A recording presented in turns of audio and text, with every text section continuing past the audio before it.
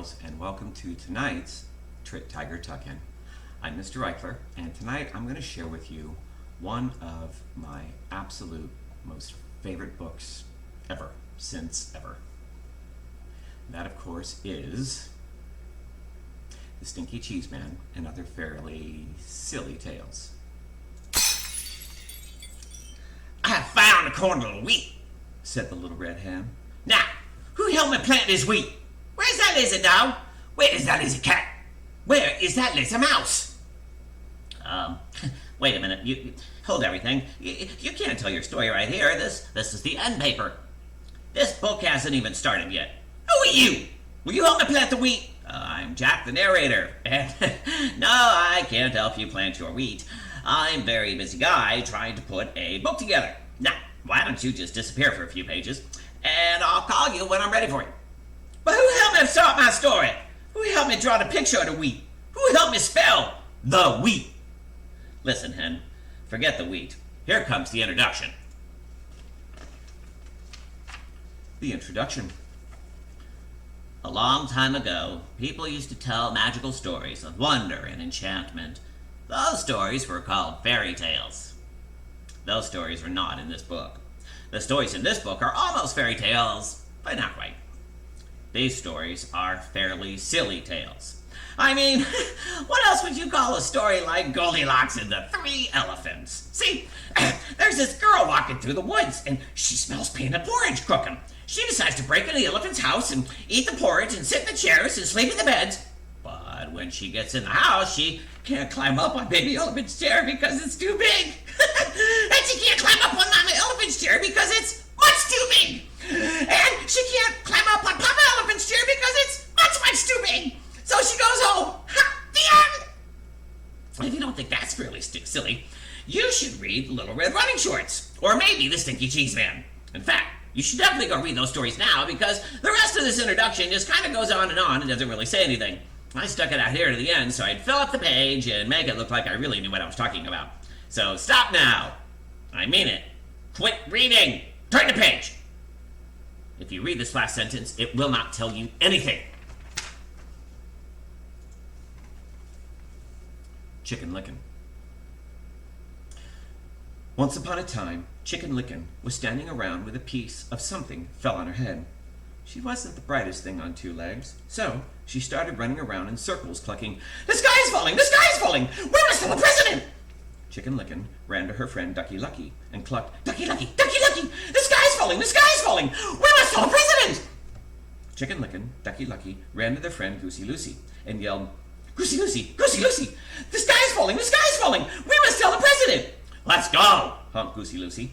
So, Chicken Licken, Ducky Lucky, Goosey Lucy ran to their friend Cocky Lucky and yelled, "Cocky Lucky! Cocky Lucky! The sky is falling! The sky is falling! We must tell the president!" "Let's go!" crowed Cocky Lucky. Wait a minute. Wait just a minute, cried Jack the narrator. I forgot the table of contents. Hey! You're not in the story! Said Chicken Licken. "Well, I know," said Jack the narrator, "but I came to warn you. The table of contents is, the sky is falling! The sky is falling!" clucked the Chicken Licken. "We must tell the president!" So Chicken Licken, Ducky Lucky, Goosey Lucy, and Cocky Lucky ignored Jack the narrator and ran off to catch a plane to Washington. Just outside the airport, they met Foxy Loxy. "Foxy Loxy! Foxy Loxy! The sky is falling! The sky is falling! We must tell the president!" yelled Chicken Licken, Ducky Lucky, Goosey Lucy, and Cocky Lucky. "Well, come with me," said Foxy Loxy. "I know a shortcut to the airport." Foxy Loxy led Chicken Licken, Ducky Lucky, Goosey Lucy, and Cocky Lucky into his cave. But he didn't eat them, though, because Chicken Licken was almost right. The sky wasn't falling. The table of contents was.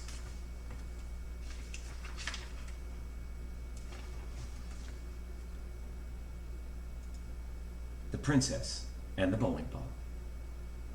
Once upon a time, there was a prince. And this prince's dad and mom, the king and queen, somehow got it into their royal heads that no princess would be good enough for their boy unless she could feel a pea through 100 mattresses. So it should come as no surprise that the prince had a very hard time finding a princess. Why, every time he met a nice girl, his mom and dad would pile up 100 mattresses on top of a pea and then invite her to sleep over. When the princess came down for breakfast, the queen would ask, "How did you sleep, dear?" And the princess would politely say, "Just fine, thank you." And the king would show her the door. Slam! Now, this went on for 3 years. And of course, nobody ever felt the pea under the 100 mattresses. Then one day, the prince met the girl of his dreams. He decided he'd better do something about it. So that night, before the princess went to bed, the prince slipped a bowling ball under 100 mattresses. When the princess came down for breakfast the next morning, the queen asked, "How did you sleep, dear?" "This might sound a bit odd," said the princess, "but I think you need another mattress. It felt like I was sleeping on a lump as big as a bowling ball." The king and queen were satisfied. The prince and princess were married, and everyone lived happily, though not maybe completely honestly, ever after. The really ugly duckling. Once upon a time, there was a mother duck and a father duck who had 7 baby ducklings. 6 of them were regular-looking ducklings. The 7th was a really ugly duckling. Everyone used to say, "What a nice-looking bunch of ducklings." All except that one. "Boy, he's really ugly." The really ugly duckling heard these people, but he didn't care, because he knew that one day he would probably grow up to be a swan and be bigger and look better than anything in the pond. Well, as it turned out, he was just a really ugly duckling, and he grew up to be just a really ugly duck. The end. The other frog prince. Once upon a time, there was a frog. One day, he was sitting on his lily pad, and he saw a beautiful princess standing by the pond. He hopped in the water and swam over to her. He poked his head out of the weeds. Oh, pardon me. Oh, beautiful princess, he said in his most sad and pathetic voice. I wonder if you could help me. The princess was about to jump up and run away, but she felt sorry for the frog with the sad and pathetic voice. So she asked, "What can I do to help you, little frog?" Well, said the frog, I'm not really a frog, but a handsome prince who was turned into a frog by a wicked witch's spell. And the spell can only be broken by the kiss of a beautiful princess. The princess thought about this for a second, and then lifted the frog from the pond and kissed him. I was just kidding, said the frog, and he jumped back into the pond, and the princess wiped frog slime off of her lips. The end. Little Red Running Shorts. Okay, I got things running smoothly now, said Jack the narrator. And this next story is even better than the last 3. See, it's about this girl who runs really fast and always wears red running shorts. That's where she gets her name from. Get it? So, anyway, this girl was running to her granny's house when she meets a wolf, and he tricks her into taking the long way while he takes the shortcut. Now, this is the good part, because Red runs so fast, he beats the wolf at Granny's house. He knocks on the door, and Red answers it, and guess what she says? My, what slow feet you have! And slams the door!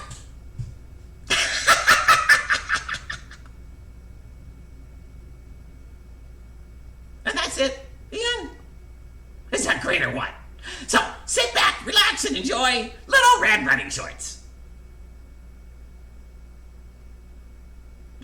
And now, like I already said, Little Red Riding Shorts.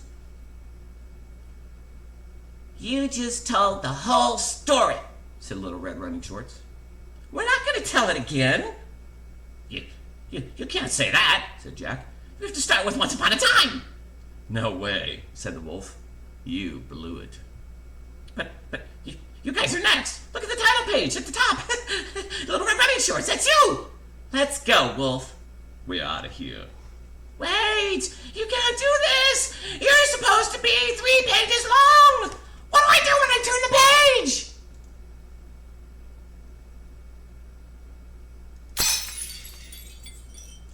planted the wheat, I watered the wheat, I harvested the wheat. Now, who do I get to tell my story? Said the little red hen. Say, what's going on here? Why is this page blank? Is that my page? Where's that lazy dog? Where is that lazy cat? Where's that lazy mouse? How do they expect me to tell the whole story by myself? Where's that lazy narrator? Where's that lazy illustrator? Where is that lazy author?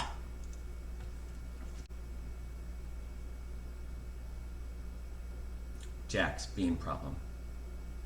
Forget that, Hen. Now it's time for the best story in the whole book. My story.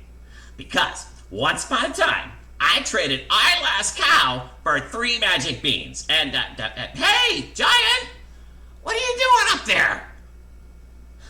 You're not supposed to come down here yet. You're wrecking the whole story. I don't like that story, Said the giant. You always trick me. That's the best part, Said Jack. Fee, fi, fum, fory. I have made my own story. Great rhyme, Giant. And I'm sure your story is just as good, but there's no room for it. So why don't you climb back up the beanstalk, and I'll be up in a few minutes to steal your gold and your singing harp. I'll grind your bones to make my bread, Said the giant. I knew you'd understand. And there's another little thing that's been bugging me. Could you please stop talking in uppercase letters? It really messes up the page. I will read my story now, Said the giant. And he did. The giant story. The end of the evil stepmother said, I'll huff and snuff and give you 3 wishes. The beast changed into 7 dwarves, happily ever after, for a spell had been cast by the wicked witch. Once upon a time. That's your story? Said Jack. You gotta be kidding me. That's not a fairly silly tale. That's an incredibly silly tale. That's an unbelievably silly tale. That's the most silliest tale I've ever bought. The giant grabbed Jack and dragged him to the next page. He's looked better. Jack's story. Once upon a time, there was a giant. The giant squeezed Jack and said, Tell me a better story, or I'll grind your bones to make my bread. And when your story's finished, I'll grind your bones to make my bread anyway. The giant laughed an ugly laugh, and Jack thought, He'll grind me if I do, and he'll grind me if I don't. There's only one way to get out of this. so Jack cleared his throat and then began his story. Once upon a time, there was a giant, and the giant squeezed Jack and said, Tell me a better story, or I'll grind your bones to make my bread. And when your story's finished, I'll grind your bones to make my bread anyway. And the giant laughed an ugly laugh, and Jack thought, He'll grind me if I do, and he'll grind me if I don't. So there's only one way to get out of this. so Jack cleared his throat, and he began his story. Once upon a time, there was a giant, and the giant squeezed Jack, and he said, Tell me a better story, Or I'll grind your bones to make my bread. And when your story's finished, I'll grind your bones to make my bread anyway. And the giant laughed an ugly laugh, and Jack thought, He'll grind me if I do, and he'll grind me if I don't. So there's only one way to get out of this. and Jack cleared his throat, and he began his story. Cinder, Rumpelstiltskin. Once upon a time, there was a beautiful girl named Cinderella who lived with her wicked stepmother and 2 ugly stepsisters. These step-relatives were not only wicked and ugly, they also made Cinderella clean the house every day. One day, the local prince announced that he was holding a fabulous ball at his castle. Everyone was invited. The stepmother and stepsisters got all dressed up, but as usual, they made Cinderella clean the house, so she didn't have time to get ready. After the stepmother and the stepsisters left for the ball, Cinderella sat down and began to cry. But just then, a little man appeared. Hey, please don't cry, He said, I can help you spend straw and gold. I don't think that will do me much good, said Cinderella. I need a fancy dress, glass slippers, and a coach. Why, would you like to guess my name? Said the clever little man. Cinderella looked at him. No, not really. Come on. Do you think it's Chester? If you don't have a dress, it really doesn't matter. Oh, just guess a name. Any name! I'm not supposed to talk to strangers, said Cinderella. Then she closed the door and left, the little man standing outside screaming, Rumpelstiltskin! Rumpelstiltskin! When the stepmothers and stepsisters got home from the ball, Cinderella told them about the strange little man. They made her clean the house, and meaner still, they changed her name to Cinder Rumpelstiltskin. The end. The Tortoise and the Hare. Once upon a time there was a tortoise who was very slow, but very dependable. He would always get where he set out to go. It just took him a little longer than most people. And one day, the rabbit saw a tortoise walking slowly but surely down the road and said, Hey, Tortoise! You're so slow, I could probably go half faster than you can run. Oh, yeah? said the tortoise. Yeah! Said the rabbit. So they decided to race. And on the day of the big race, the tortoise and the rabbit lined up at the starting line. And the owl said, On your mark, get set, grow! Tortoise started to run. Rabbit started to grow his hair. The tortoise ran, and the rabbit grew his hair. And the tortoise ran, and the rabbit grew his hair. And the tortoise ran, and the rabbit grew his hair. The tortoise is still running.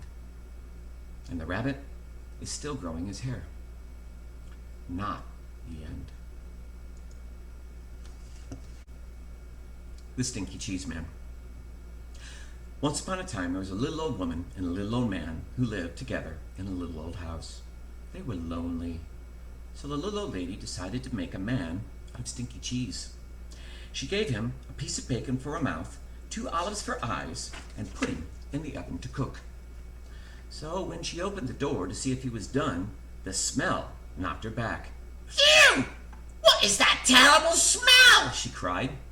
The Stinky Cheese Man hopped out of the oven and ran out the door, calling, Run, run, run as fast as you can. You can't catch me, I'm the Stinky Cheese Man.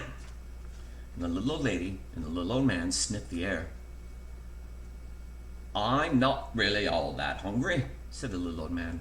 I'm not really all that lonely, said the little old lady. So they didn't chase the Stinky Cheese Man. And the Stinky Cheese Man ran and ran until he ran into a cow eating grass in a field. Whoa! What is that awful smell? said the cow. The Stinky Cheese Man said, Well, I'd run away from a little old lady and a little old man, and I can run away from you too, I can. Run, run, run as fast as you can. You can't catch me, I'm the Stinky Cheese Man. The cow sniffed the air and said, I'll bet you could give someone 2 or 3 stomach aches. I think I'll just eat weeds. So the cow didn't chase the Stinky Cheese Man either. The Stinky Cheese Man ran and ran until he came to some kids outside school. Grouse, said a little girl. What's that nasty smell? I've run away from a little old lady and a little old man and a cow. And I can run away from you too, I can. So run, run, run as fast as you can. You can't catch me, I'm the Stinky Cheese Man. And the little boy looked up and sniffed the air and said, If we catch him, our teacher will probably make us eat him. Let's get out of here. So the kids didn't chase the Stinky Cheese Man either. By and by, the Stinky Cheese Man came to the river with no bridge. How would I ever cross this river? It's just too big to jump, and if I try to swim across, I'll probably fall apart, said you-know-who. Just then, a sly fox, who shows up in a lot of stories like these, poked his head out of the bushes. Why, just hop on my back and I'll carry you across, Stinky Cheese Man. How do I know you won't eat me? Trust me, said the fox. So the Stinky Cheese Man hopped on the fox's back, and the fox swam out to the middle of the river and said, Oh man, what is that funky smell? The fox coughed and gagged and sneezed, and the Stinky Cheese Man flew off his back into the river, where he fell apart. The end.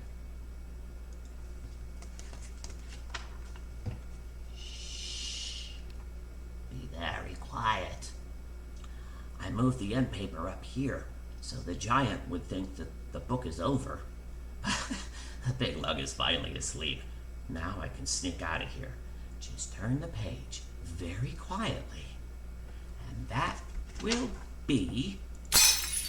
I found the wheat! I planted the wheat! I grew the wheat! I harvested the wheat! I ground the wheat! I made the dough! I baked the bread! Said the little red hen. And did anyone help me? Did anyone save space for my story? So now, said the little red hen, who thinks they're gonna help me eat the bread? Bread? Said the giant. Eat! Said the giant. And as for Jack snuck off to narrate another day. The end. Good night, boys and girls.